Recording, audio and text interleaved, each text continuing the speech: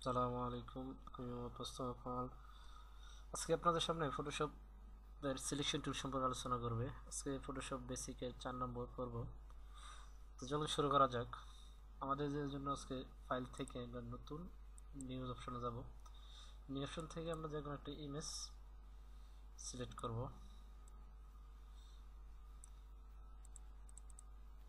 এখানে অনেক ইমেজ আছে,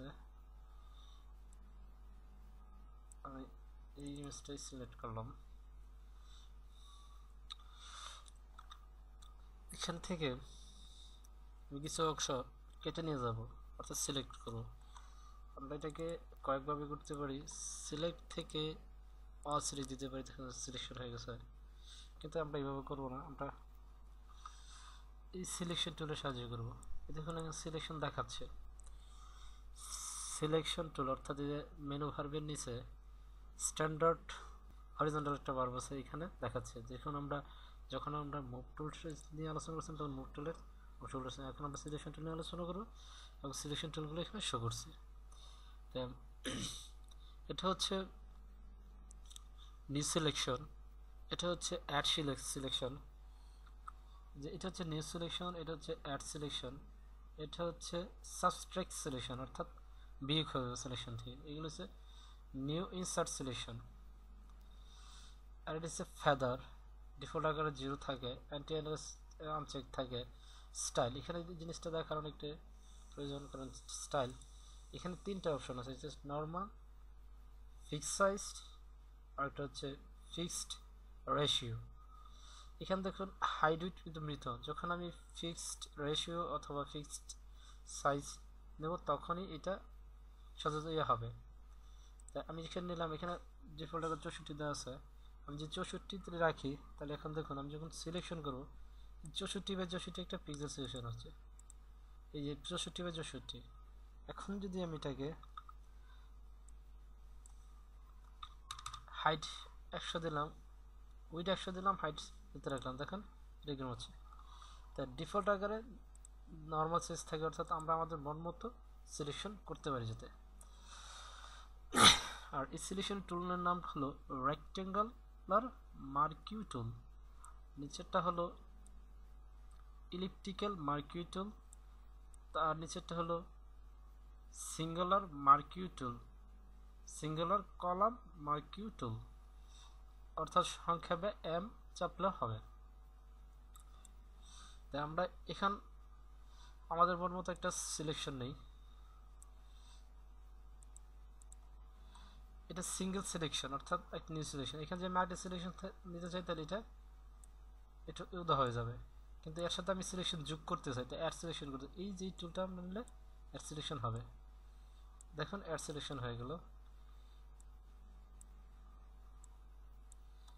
অ্যাড সিলেকশন হলো, অর্থাৎ এটা অ্যাড সিলেকশন। এখন এটা আমরা কপি করতে যাই, তাহলে আমি এডিটে যাব, কপি যাব, নতুন একটা ফাইল নেই, এই জন্য ডিফল্ট সাইজটা আমি রাখি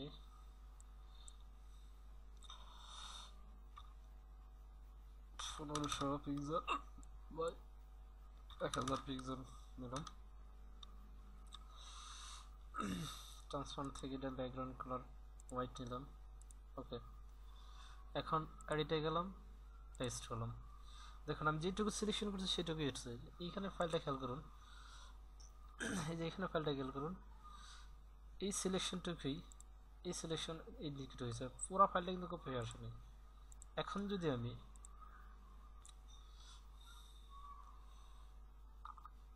আমি এই সিলেকশনটাকে মানে এইটুকু আমি বাদ দিয়ে দেবো, রাখতে চাই না, তখন আমি সাবস্ট্রাক্ট ফ্রম সিলেকশন এটা করবো, তাহলে এই যেটুকু আমি রাখবো না এটুকু, অর্থাৎ সাবস্ট্রাক্ট হচ্ছে। এখন আমি এটার একটা কপি নিতে পারি, Ctrl+C কিবোর্ড থেকে এবং Ctrl+V চাপলে এটার উপর কপিটা চলে আসছে, অর্থাৎ এই যেটা আগের সিলেকশনটার সাথে এই সিলেকশনটার খেয়াল করুন, আগের সিলেকশনটার সাথে এই সিলেকশনটার আগের কপিটার সাথে এই কপিটার খেয়াল করুন, এই যে আগের কপি ডিসেম্বরের কপি। এখন আমি insert with selection tool selection ইয়ে করি তাহলে কি হয়, তা হচ্ছে দেখুন আমি যেতটুকু রাখবো অর্থাৎ এই যে ভিতরটুকু থাকবে বাকিটুকু পুরোটা বাদ যাবে, খেয়াল করুন এই যে ভিতরটুকু থাকবে বাকিটুকু যাবে, এই যে বাকিটুকু বাদ গেছে। এটা ছিল আগে এরকম, যখন আমি এটাকে সিলেকশন করলাম এইটুকু রয়ে গেল, এই যেটুকু রয়ে গেল। এখানে আরেকটা টুল আছে যেটা হচ্ছে রিফাইন এজেস, এই টুলটা অ্যাডভান্স লেভেলের, এটা অ্যাডভান্স লেভেলের নিয়ে আলোচনা করব। তারপরে হচ্ছে আরো সিলেকশন আছে যেটা হচ্ছে আপনার ইলেকট্রিক্যাল মার্কিউ টুল। ইলেকট্রিক্যাল মার্কিউ টুল সিলেকশনটা দেখুন বৃত্তাকার আকারে।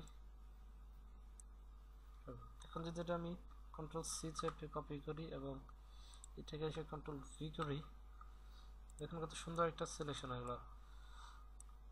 তারপর হচ্ছে এটা আগেরই মতো চাইলে আমি এটাকে যোগ করতে পারবো আরো।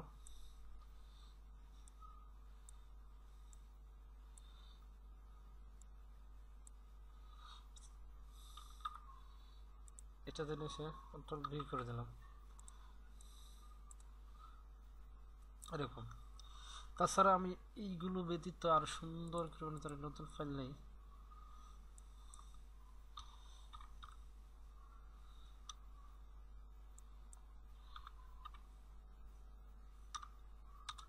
ফাইল নিলাম, এটার উপর আমি আর সুন্দর কাজ করতে পারি। যখন ধরুন এটা দিয়ে আমি সিলেকশন করলাম এরকম, তারপর